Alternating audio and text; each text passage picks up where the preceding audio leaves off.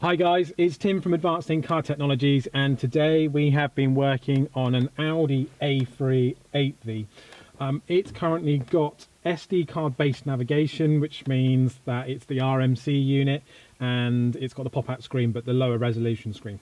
So this customer's come down to us because he doesn't really like the Audi navigation system, and plus it's always out of date and all that sort of stuff, and seen our CarPlay videos of the aftermarket system that goes in and gives you as good as possible CarPlay on the screen that you've got. So the first things to remember is, number one, it's an aftermarket system, so it will never be as good as the genuine Audi system, but on this vehicle, because it's pre-October 16, it can't be activated on it as a factory option.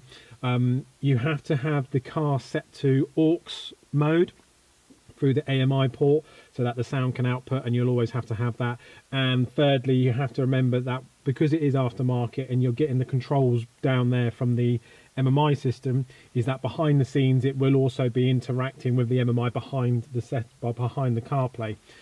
It also has a little microphone just up here, really nice and neatly tucked away between the roof lining and the glass, so that you can talk to the Hey Siri function.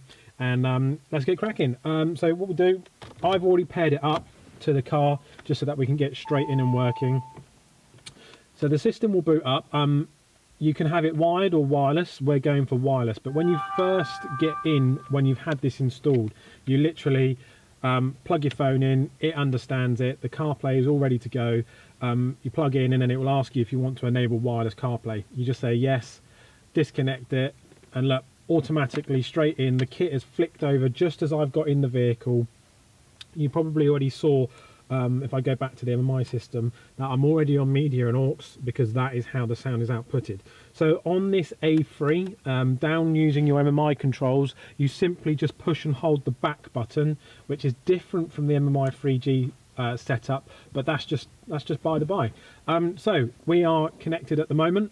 You can see we're using the new iOS 13. I've got it in dark mode just purely because I prefer this to all white and all this sort of stuff. So again, very quickly, I'm just going to run through its features with you using the MMI controls, and down here by your controls. So this is the new dashboard for iOS 13. You can go back to how you used to. So you've got your phone, you've got your music, you've got your maps, messages, now playing. Go back to the secret menu behind the system, podcasts, audiobooks, calendar settings, and all that sort of stuff. So we've got this pre-2016 A3 offering us excellent options such as Google Maps with full satellite mapping.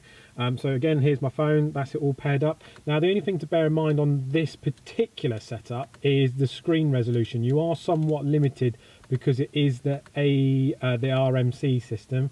You see it's us, Advanced in Car Technologies.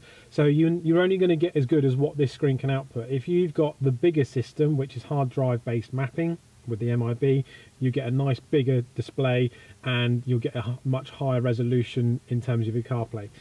So that's your Google Maps. If we come out of here, I'll show you Waze quickly, as long as it's all connected.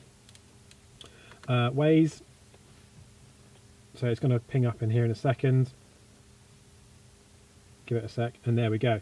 So the beauty of this is, if you're a Waze user, it's live mapping. You can just about see down here, we've got some traffic information.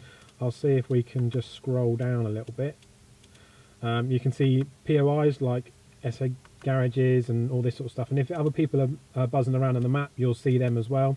And you can also do the reporting feature, which is down here.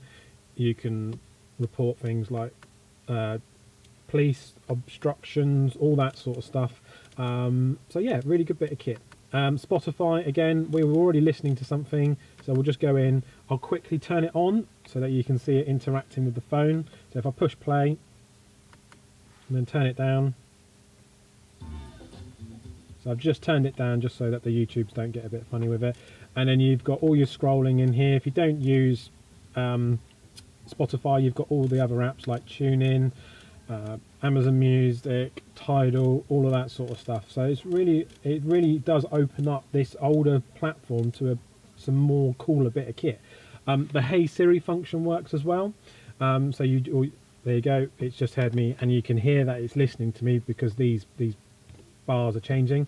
So we'll just bum out of that. With this particular car, the A3, you don't get any steering wheel controls, not unlike the Q5s on the older platform where you could get steering wheel control, which, as I'm sure a few of you saw, surprised me.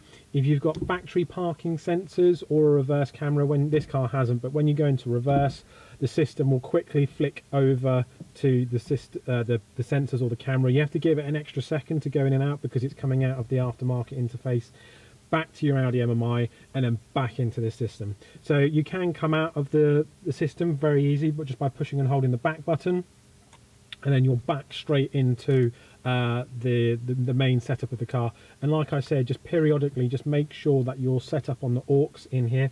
If you're using Bluetooth for your car MMI Bluetooth, I just recommend that when you're using CarPlay is just deactivate it on your phone, because otherwise it can cause a few problems when the audio is going between this system and the CarPlay system. We had a customer with a Q5 and he was paired up to his car MMI Bluetooth music streaming, but then was getting no sound from his CarPlay, and that was the reason why. So I just recommend just turning it off. And plus, when you're in CarPlay, you're going to be using that the majority of the time anyway.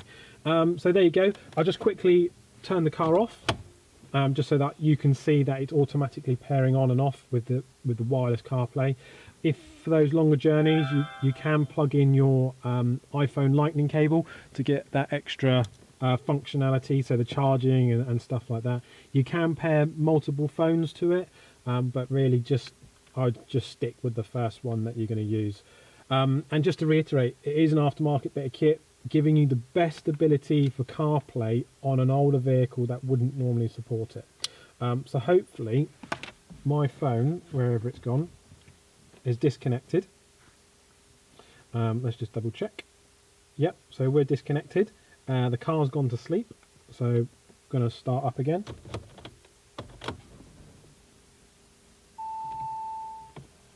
Okay, battery screen. We'll know when it's paired up because it will, oh, that's the dash camera. It will automatically flick over with me not doing anything. Give it a couple of seconds. It does take between sort of 20-30 seconds for it to just link up because it's firing itself up.